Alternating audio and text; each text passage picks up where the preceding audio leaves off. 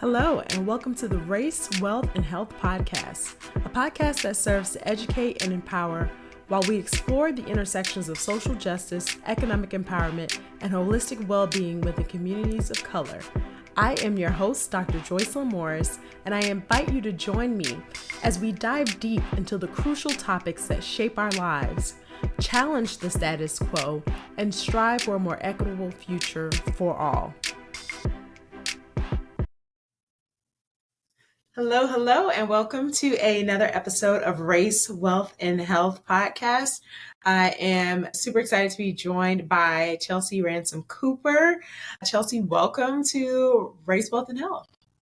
Well, thank you so much for having me. I'm really excited for our conversation today. Same. I'm super excited. So I usually do this, Chelsea, which is kind of announce how we met, which we actually have not met in person. So I want to mention that we've certainly only been virtually introduced by, at the time of this recording, our last podcast guest, which was Asia Evans, who was on the podcast, who I met Asia through a friend of mine who was also on the podcast. And so I believe you and Asia have been in some of the same similar circles around work and financial planning, right? Yeah, absolutely. Asia's actually been a great friend. So funny enough, we met in New Orleans at FinCon, which is a financial influencer conference because there's a conference for everything now. Mm-hmm. It was a great opportunity to meet other individuals, and Asia does financial therapy. So we hit it off and then realized we live 20 minutes away from each other here in New Jersey. Now we've been friends ever since. Exactly. The world is so small, right? Like it only took flying to New Orleans to realize that. But before we hop into the specifics, I want to definitely introduce you. Chelsea Ransom-Cooper is a certified financial planner. She is the co-founder and chief financial planning officer of Zenith Wealth Partners. Zenith Wealth Partners is a minority-owned wealth management firm on a mission to create $1 billion in wealth for women and people of color. That's amazing. So I'm just going to pause there, right? Like as we talk about all the work, especially in the year of our Lord 2025, it's really pretty awesome that you have a firm that focuses on that. And so I wanted to give you some time just to even tell both myself and some of our listeners, like, how did you come about the work that you're currently doing and what was your path to get there?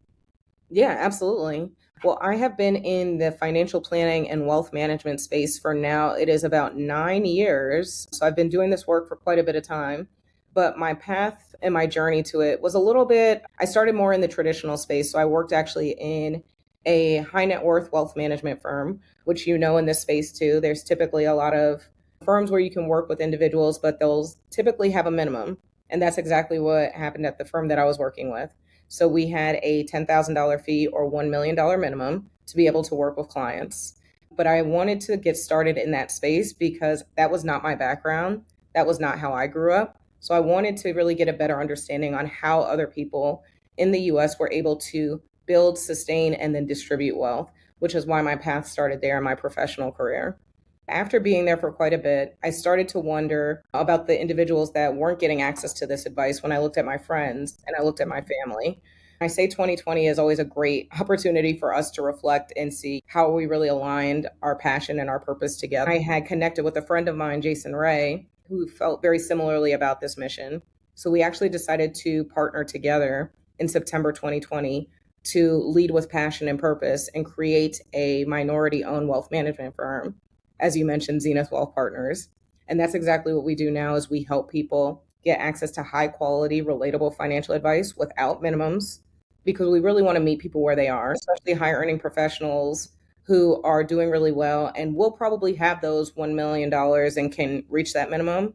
But we feel really confident that with our advice, that we can be more intentional to change the complexion of wealth and hopefully help them get there a little faster.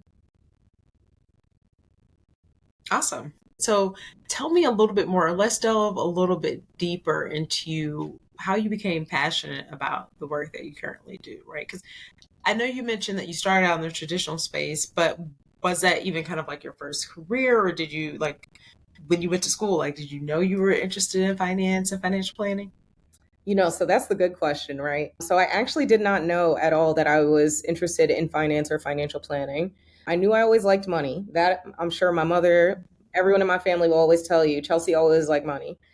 But that was not always my passion. And I didn't really find my way there until I went to Syracuse University. And as part of our graduation, we have to do volunteer work. And my volunteer for the semester was actually a financial literacy program locally at a nonprofit in the community. And that's when it initially sparked my interest to like, oh, this is fun. But I didn't know necessarily how to make a career out of it. So I ended up going into public accounting and really started to do more of that in my profession. I always say I paid my dues doing public accounting, very humbling. But around that time, also, I was starting to pay my student loans. I was one of those students who didn't pay attention, when they signed the dotted line when they went to school. So when I graduated and they said, okay, this is how much you need to pay a month, I was like, who did this? Who took out these loans? And then I realized, of course, this was part of my tuition and part of my experience. And then I had a lot of friends who felt the same way. As I talked to my mother, I came to realize she didn't share with me until later that she actually tried to invest for my education in the past, but she didn't have an advisor. So when I was in high school, which was around 2007, 2008, the market pulled back a lot. And she didn't have somebody to educate her on what to do. So what did she do? She actually pulled all the money out. And then my college tuition wasn't really ever able to fully recover, which then led to me getting these student loans. So that was really kind of the aha moment for me, where I was like, this is an issue, right? Like, this is an issue. I think through my own frustration, but I think also seeing how my mother felt and the guilt she felt that she had put me in a position where now I had to get these student loans because she tried her best, but she didn't know. And I started to explore, and that's when I started to really do some more research into reading finance books and podcasts and reading articles, because I was like, well, I need to figure this out because my friends don't know, I don't know, my parents don't know. So like, how can I try to be helpful and be that resource for individuals? And it got to the point where I was actually researching more around financial planning topics and doing my day-to-day job at Big Four accounting. And my manager pulled me aside at lunch and he was like, Chelsea, you keep posting all this financial planning stuff on LinkedIn. He was like, we don't do that. And I was like, you're right. We don't do that. I think it's time for me to figure out how I can get into this profession. So that's kind of what led to it. That's interesting. So you were basically becoming a little LinkedIn influencer, right? In terms of sharing out like information. And so your boss pulled you aside. So I'm curious now, because this is a very interesting story. What was the next step after that when your boss, like, how long was it before you decided, or did you do more research to then say, okay, well, what are the types of like roles and jobs you would want? Yeah, absolutely. So then I would say it was probably another 4 months until I actually made the leap into the profession, because I wanted to do a lot of research and I wanted to understand like what my home could be in this world. I was very unfamiliar with what a financial advisor even does. I just knew I like to read articles and share insights. To your point, being a little influencer on LinkedIn, I knew that if there was a way that I could help people and provide advice and get my own education, that was important to me. And that's where I met a friend of a friend who was like, Chelsea, you need to invest in yourself and explore the certified financial planner designation. And I was like, well, what is that? And he was like, well, that's actually the core designation so that you'll think about finances in a holistic fashion. So it's not just investments, it's not just taxes, it's not just insurance. You need to know everything that could impact somebody in their personal finances. I promise you, as soon as he told me that, I think that next day I went and signed up to start the education process, because I knew that if I wanted to be intentional about being in this space, I needed to educate myself, because I know our community cannot handle having somebody giving willy-nilly advice and not certain on what they're saying. Like, I know that we truly need people who are educated and know what they're talking about to make sure that we're able to go in the right direction. So that's when I started investing and signed up for the program at NYU. And then I started to interview at different firms. I did all the big ones, the banks, the insurance companies, the broker dealers, but I really wanted to be able to truly just plan and help people dream a little bit to figure out what their financial life could look like without having the stipulations of sales in the beginning. So that's really what led me to the fee only and independent space in wealth management. Got it. So, I mean, people who listen to the podcast will know, like, I started out in wealth management, so I'm partially familiar. But for those who aren't, a couple of things I'd love for you to expound on is, you mentioned doing this CFP and focusing on planning and essentially not just financial advising. So let's break that down. Like, what is the difference for our listeners between a financial planner and a financial advisor? Yeah, that's a great question. So I always say it truly depends on the level of advice and probably where they're working as well. So you'll Hmm. notice certain companies just have a little bit more of a focus, right? Maybe it's insurance, maybe it's investments, right? And then depending on their credentials, you can also get an idea of what their expertise is. So Hmm. there's the certified financial planner designation, which is pretty broad, but then there's more specific ones, like there's one around retirement planning. There's one specifically around investments. There's one specifically around estate planning. So you can start to get an idea of what that person's individual expertise is at that moment. But the certified financial planner designation requires us to look at things from a holistic standpoint, truly come up with a plan on how people can make actionable steps to achieve their financial goals. These can typically be written or presented in a fashion that is helpful for people to take accountability and reach those next levels. Awesome. And so when it comes to, let's say, a financial advisor, is that someone who's usually just focusing on investments? It depends. This is where the terms get a little bit loose, right? Loose. It really depends on, I would ask if you're ever exploring working with an individual, asking them where they work. Is it a fee only, fee based? Are they commission based? How are they compensated? Is a common question I'll typically encourage people to ask. And then understanding what their expertise is. Do they have that CFP designation or do they have other designations that can give you insight into what their expertise is? Hmm. But I would say financial advisor is probably the broad term, where truly, if somebody identifies themselves as a certified financial planner or a financial planner, they're going to lead with planning when it comes to the process versus leading potentially with other areas. Okay. And so when you say lead with planning, tell us, like, what does that look like? If you have, let's say, a meeting with a new client, what are some of the questions? What are some of the things that one should expect to discuss with the financial planner should they choose to engage with one? Yeah. So when it comes to working with individuals, onboarding and getting started, like those are some of my favorite conversations because we can really start to talk about what are your goals and where do you want to go? Helping people understand where they may want to go. Retirement is something very common for a lot of us, but we probably have a lot of life, right, between now and retirement. So, what are some of the pit stops that we want to make? Maybe it's purchasing a home or planning for our kids or starting a business. So, helping you understand and making those goals measurable, smart, and strategic can help to make sure that you're going in the right direction, but also acknowledging that the financial landscape changes very frequently, as we're seeing every time there's a new administration. So, a financial planner can help you stay on top of any changes in the financial landscape and making sure your plan is still relevant. Because although having a plan is great, really the beauty is planning, understanding it's going to continuously adapt and evolve, and making sure that you have somebody in your corner that really does understand you. So when the plan needs to evolve, they can make sure it does too. Got it. Okay. Well, that's awesome. So we kind of came through, you started with a no fee firm, but then like what really made you say, I'm gonna take this extreme leap of faith and start your own firm with your friend? I mean, obviously there was a need, but the timing, right? Like, it's COVID, like we didn't know what was happening, what wasn't wouldn't happen. Like what was really that catalyst or catalyst plural that made you want to say it's time?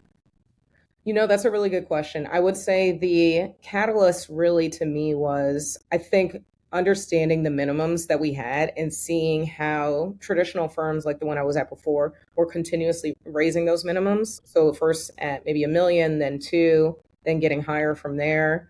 And it felt like I was helping a very specific subset of society stay wealthy, but I Hmm. wasn't actually helping the people who inspired me every day to show up in the first place. And I think that was also a time where we were reflecting on how our society was evolving. I was here in New York and it was truly an insane time. I would say May, June, July 2020. But I think that also gave me an opportunity to reflect and look at. I didn't have any clients of color. I had a handful that identified as women. And it felt like the whole world was resetting. And it was like, I think this is now a time that I should reset and make sure that I'm working with the people who inspire me every day and bring me joy versus I felt like sometimes I was hiding who I really was to make sure that the clients I was working with felt like I was worthy when I already was worthy. Absolutely. And so just kind of touch on the entrepreneurial journey just for a second, but not Yeah. particularly long. Okay, you had this moment, you decided this is what you wanted to do.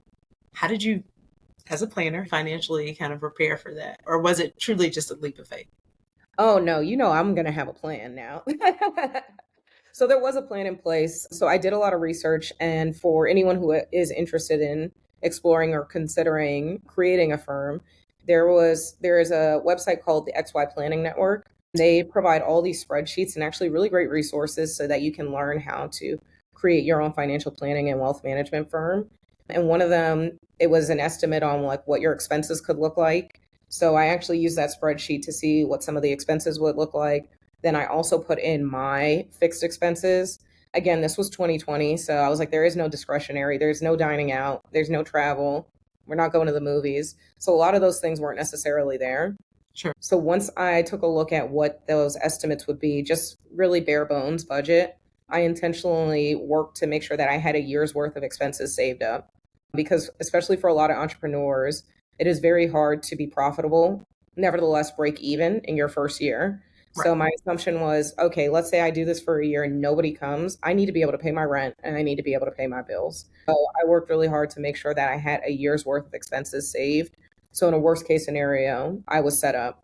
But then outside of that, I started to do research into who would even want to work with me. So I used that similar spreadsheet and I saw, okay, how many clients would I need to pay my rent and my expenses? And I started to look at potential pricing and what that could look like. And I just started asking people.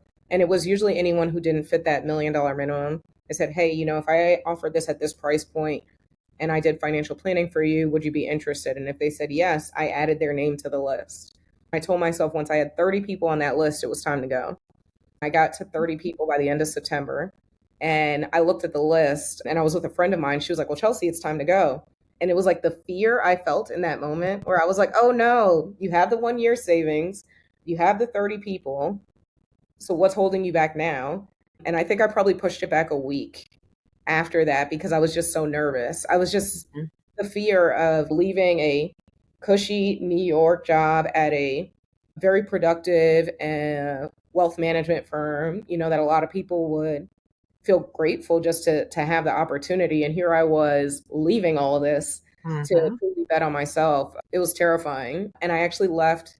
And as you know, in financial services, once you decide to leave, they kind of give you the door, they give you a box with your stuff, and you're done. You're done that day. Like there's no 2 weeks notice.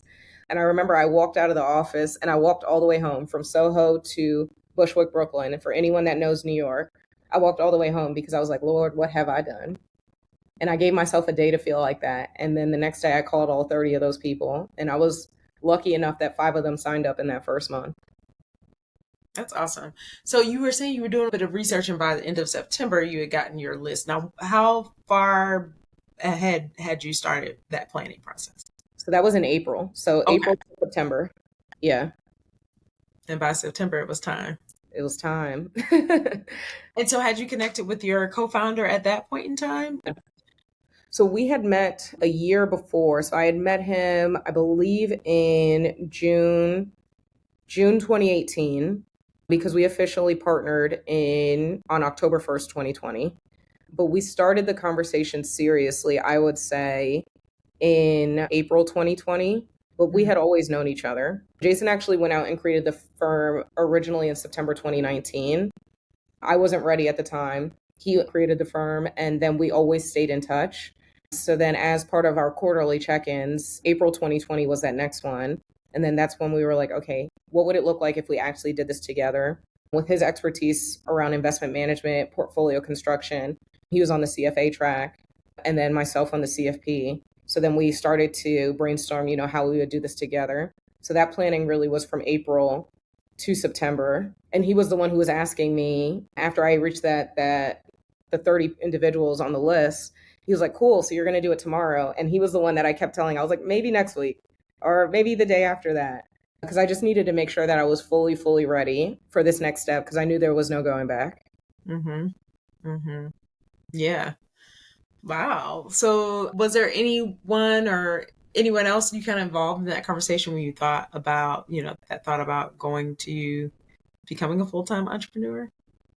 I tried to talk to my friends about it, and I love all my friends, but they all thought I was insane. They did think I was a little bit insane. They're like, Chelsea, it's the pandemic, it's COVID. What do you mean you want to quit your job to try to build something? And I think that was the moment when I also realized like everyone may not see your vision, and that's okay. Mm. Sometimes you really do just have to step out on faith and believe in yourself and know what you're capable of. And of course, now all of my friends and everyone supports it, but they couldn't see it at the time. If I would have leaned too much into that, that would have held me back and I would have missed on something really big. But I did believe in myself and I knew what I was capable of. And I think that led for me to step out on faith. Yeah, I want to double down on that because you really said something I thought was just a good conversation for anybody, whether you're going out into your own thing or just want to do something different. Is, they didn't see your vision, but your vision was given to you, right? And Mm, not to anybody else. And so yeah. I think you're absolutely right. A lot of times we really do get, I mean, it's a blessing and a privilege if we find people who can really be supportive in a very out of the box kind of vision, because maybe they've had their own like out of box experiences. But a lot of times, to your point, like if they haven't done that thing, they don't understand, because they haven't been given the vision, or maybe they have, but either way, if they haven't experienced it, they don't understand. But that's a really important thing that you said there, which was sticking to what you knew to be true and important for you. Absolutely. Yeah. And so I'm just curious, like, were there any specific things, or have you just always been very grounded and sort of in tune with your own natural intuition? Or were there any particular things that you sort of did during that time to keep yourself motivated, right? Mm. Despite, sort of the questions of, are you sure? And are you sure, girl? Like, questions of your sanity, right? Yeah. I always say entrepreneurship can be very lonely, right? Where it's a journey where you truly are doing it just yourself, unless you have like co founders or partners. It can feel very lonely. And then a lot of your friends, too. I don't have a lot of friends who come out of entrepreneurship. My father had taken a stab at entrepreneurship in the past, but he actually started a business. I believe it was like in 2008. Mhm. With a real estate business. So you already know where I'm going with Yeah, this. no, I know. So that also was a bit of a hedge where I was like, oh man, I've seen somebody really close to me try to start a business and it wasn't as successful. So yeah, I had those doubts, of course, from friends. So I think that's also what took me so long to really make that decision. But I will say, and I will always give credit to my roommate who I was living with at the time, she was really deep into meditation. And she actually got me really, really into meditation during that time as well, to be more introspective as to like what I'm feeling and what I believe. And like she really encouraged me like for those 30 days before I made the decision to have those personal moments to meditate and focus on myself. And I think that's what really helped me get that confidence Hmm. to understand, okay, I can do this. And then I think the last part was when I did connect with my father and I asked him, I was like, but I've seen a business and it may not work. And he was like, well, Chelsea, he was like, you have to keep in mind, it was a very different situation for me. He's like, it was real estate, and real estate was what was getting hit as an issue. But also keeping in mind that you still have time. Time is on your side. If it Hmm. doesn't work out, you can always find a job. That's And I true. think that was the point where I was like, yeah, you know what, you're right. It's not like I am blowing up my career in any capacity if it doesn't work out. Hmm. So there was some validation there too to balance it out. Hmm. No, that's awesome. That's amazing. Kind of shifting, right? Obviously, not only have you been focused on, not having any investment minimums, and for our listeners, that's just like, having to have a minimum number amount of assets to be invested to become a client of yours, but, definitely focused on one, being a minority owned firm and focusing on both women and people of color. When you think about your clientele, why do you think it's important specifically to be serving this particular population? Yeah. So when we think about who we serve and why we serve them, we always want to reflect on who is really treating our community as a priority, right? Mm. And who is making sure that we are getting access to this advice. So again, I think back to the experience that my mother had, right? So my mother did have life insurance. Like she had somebody to help her with her taxes. She had a lot of kind of the basics, but there wasn't somebody to reassure her and to educate her on volatility, that the market is going to go up and down, on how to save, or when is it good to use credit, when is it not good? How should you prioritize putting money away for retirement while also planning for education? And I didn't necessarily see anybody who was doing that. So then I ended up looking at the CFP board's website to see, what were the percentage of individuals And at the time, before, it was a lot less. Now I believe it is about 2% of CFP professionals identify as Black. But if we look at the percentage of Black people in this country, which is roughly 13 to 14%, there's a gap, right? So we don't necessarily have enough professionals who can empathize and understand with the experience that we are coming to the table with and can provide that advice. So that's when I started to explore that, and I realized, I was like, okay, there's a part of, my mother couldn't find anybody, but there actually may be some systemic issues as to why she couldn't find somebody, right? And why it was so difficult too. And that's really what led me to want to be in this space. And then especially because I'm saying 2% are Black, if we go for a percentage of Black women, I know it is even smaller. But it's interesting because the majority of our clients, last time I checked, I believe 70% of our clients identify as women. And then of that 70%, 50% of them are women of color, specifically Black women. What this shows to me is like they're looking for this advice. They're looking for somebody to share this information with them who can understand where they're coming from, who aren't going to make them feel bad about any of their past decisions, who can have that empathy and grace, but can also understand that how they want to build wealth is going to look very different than how a baby boomer or somebody else has built wealth. And being open to that, I think, is really important too. Well, that's all for today, folks. Enjoyed the show? Be sure to like and rate the podcast. You can find the Race, Wealth, and Health podcast on multiple platforms, including Amazon Music, Apple Podcasts, Google Podcasts, Spotify, and YouTube. Be sure to subscribe and turn on your notifications so you never miss an episode. I also want to hear from you, so don't forget to connect with me on social media. You can follow the podcast on Instagram and Facebook at Race, Wealth, Health. By joining the online community, you'll stay updated on the latest episodes, behind the scenes insights, and engaging discussions. Share your thoughts, comments, and questions there. I appreciate your support in sharing the podcast with your friends, family, and colleagues who may also find value in these conversations. Thank you again for joining me on this journey. Until next time, take care, stay informed, and keep up the good fight for equality.